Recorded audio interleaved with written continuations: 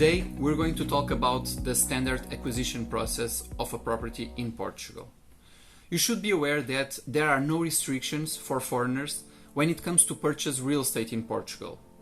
As so, you'll be able to purchase a property in Portugal under the exact same conditions as a Portuguese national would.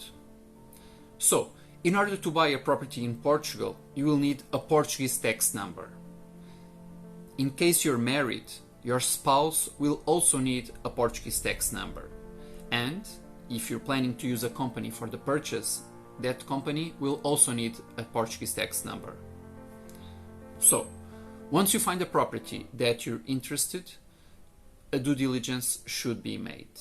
And in order to check the ownership of the property, and if there are any liens or encumbrances on the property that you should be aware of before committing to buying it.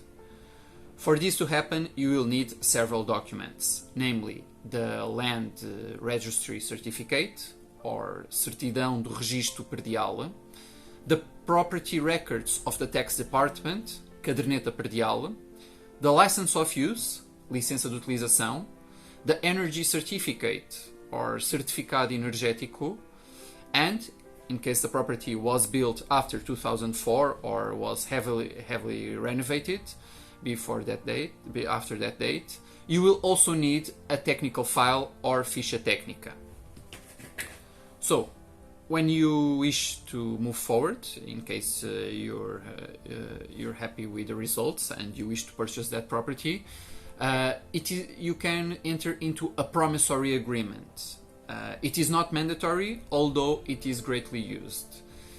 In this agreement, the buyer and the seller agree on the conditions that the deal will be made, and such as the price, the date, and it is also possible for the buyer to register this agreement on the land registry.